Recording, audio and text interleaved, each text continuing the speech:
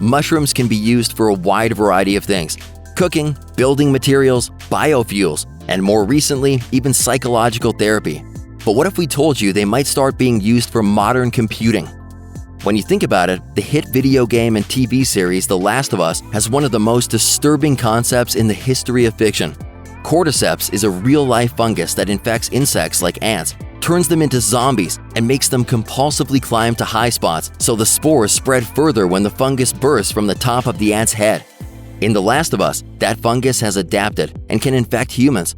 As a result, society collapses, as you may expect it to do when a large chunk of the population becomes a revolting mass of fungus and misery. 20 years after the fungus took hold, the title characters, Joel and Ellie, are among those who escape the mushroom plague and have to navigate through a post-apocalyptic world full of zombies in service of finding a cure to the infection. We'll get through this. I know. Thankfully, cordyceps are not capable of attacking humans outside of fictional media, and the human immune system is pretty well equipped to handle fungus anyway. Nonetheless, the concept is rooted in reality. Things like mushrooms can mimic human brain activity, and scientists have also worked out that fungus can mimic certain computer functions. Some have actually used various kinds of functional fungus to replace computer parts and hardware, such as researchers at the Bristol-based University of the West of England. Fungi contains things called mycelium, which are minuscule thread-sized filaments primarily used to grow and expand. These mycelium have been known to connect extremely large fungal growths, and it turns out they can connect bits of hardware inside a computer as well. The conductive filaments can transmit electric signals, receive them, and retain memory.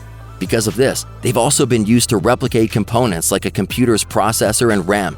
The biological computing researchers at the University of the West of England have used various types of mushrooms and molds for a number of computing purposes. They also claim there are some big advantages to using fungus in place of traditional silicon. The mushrooms have a larger fault tolerance than silicon counterparts, as they are capable of generating themselves. The fact it is a living, breathing, and growing organism also means it is easier to reconfigure than a traditional machine. Arguably, the most promising development centers on the way the fungus works. It's capable of behaving like human brain tissue and uses spiking as a means of storing memory. The presence or lack of a spike can sort of act like the binary code computers use to function. That being said, brain and fungus cells are capable of being far more dynamic than a standard computer. Scientists are already using brain cells for computing research, and some believe human gray matter will be key to creating the next generation of supercomputers. Fungi could produce a similar effect. While fungus-based computing is certainly innovative and could be the basis of some huge advancements in the future, it's still in its very early stages. It's nowhere near as powerful as good old-fashioned silicon as things stand.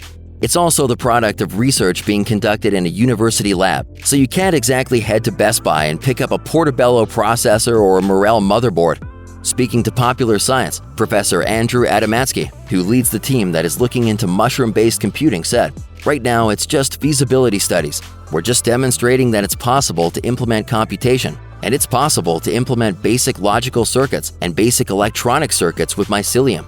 In the future, we can grow more advanced mycelium computers and control devices. Currently, the organic components may not be anywhere near as quick or effective as modern components, but the potential is certainly there. While the fungi involved aren't likely to be taking over brains like they do in The Last of Us, they could still be doing some heavy lifting inside a human skull." Adamatsky is attempting to make a brain from fungus, using several kinds of fungi and hemp shavings as a framework. The potential for this technology is immense, to say the least. It isn't just mushrooms either. These same scientists have also created mold-powered robots in the past. In the future, organic computing could be an advancement similar to AI, VR, brain implants, or like many of the various futuristic and innovative discoveries made in recent years.